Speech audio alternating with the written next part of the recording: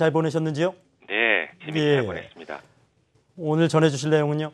네, 중국이 기습적으로 금리를 인하하는 바람에 화학, 철강 등 전통적인 중국 관련주들이 강세를 보였습니다. 이 부분에 대해서는 이미 지난주 토요일 국고초에서 제 생각을 이미 밝혀드렸고 오늘 하루 종일 들으셨을 테니까 저는 다른 각도에서 접근해 보도록 하겠습니다. 금리 인하라고 하는 거시적인 관점을 잠시 잊으시고 이제 우리는 거꾸로 시장을 좀 더 미시적으로 접근해 보죠.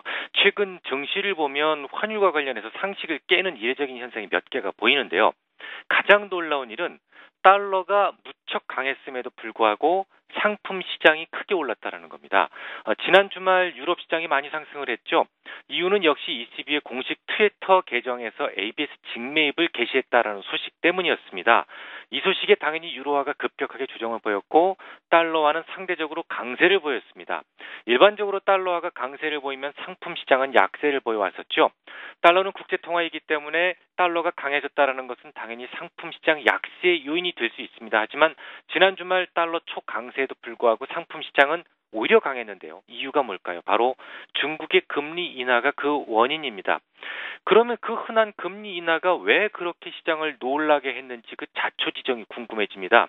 이 중국은 관시라고 하는 관행, 즉 인간관계를 우선시하는 관행으로 인해서 그 기업의 펀더멘탈보다는 누가 부탁을 했느냐 더욱 중요한 대출 기준에 되어 왔었습니다. 이 때문에 은행들이 좀 더 부실해졌다라는 의심을 늘 달고 살았죠.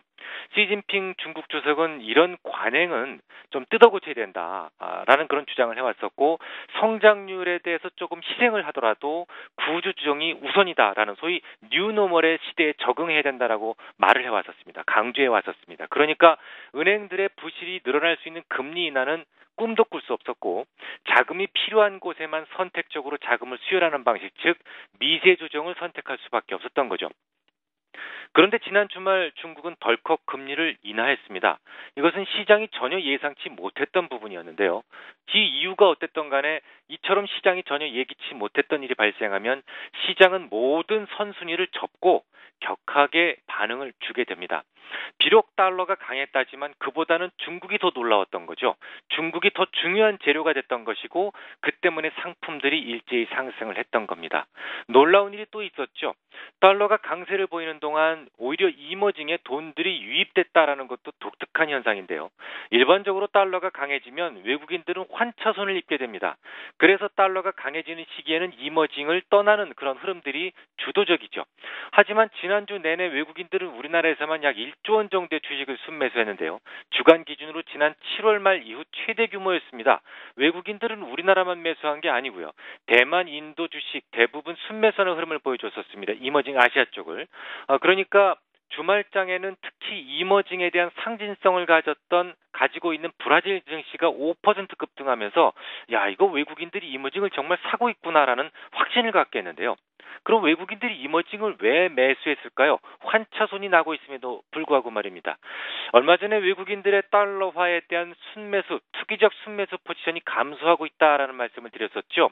비록 유로화의 영향으로 달러화가 급등하긴 했지만 바스켓 내 국가들의 금리 차이 등을 고려할 때 달러화의 추가 상승은 쉽지 않다라는 판단을 했을 가능성이 높습니다.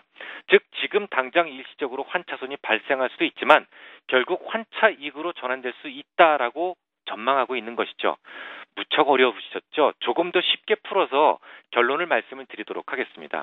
첫째 결론은 뭐냐면 중국의 금리 인상이 매우 이례적이었다라는 겁니다. 시장이 예상하지 못했다라는 거고요. 그렇기 때문에 시장의 반응은 일시적이 아니라 좀 더 강하게 이어질 가능성이 높다라는 겁니다. 두 번째는 지금 환율은 거의 변곡점에 근접했다라는 거죠. 환율 때문에 핍박을 받았던 현대차나 두산중공업이 급등 중에 있습니다.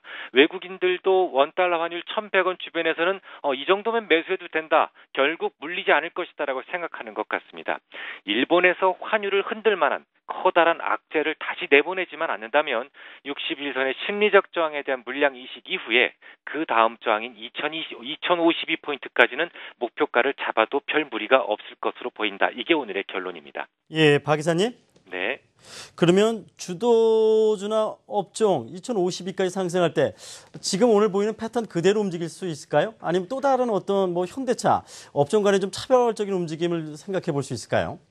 지금 상승하는 이유가 지금 제가 뭐라고 말씀을 드렸냐면 바로 중국의 금리 인상이 그러니까 유럽의 유동성 공급보다도 훨씬 더 큰 재료다라고 말씀을 드렸고 거기에 대해서 입증을 해드렸습니다. 그러면 그것과 관련된 종목군들이 많이 상승을 하겠죠. 오늘 상승하는 종목군들도 보면 중국의 다리가 걸쳐있는 종목군들이 상당히 많이 보입니다. 예, 알겠습니다.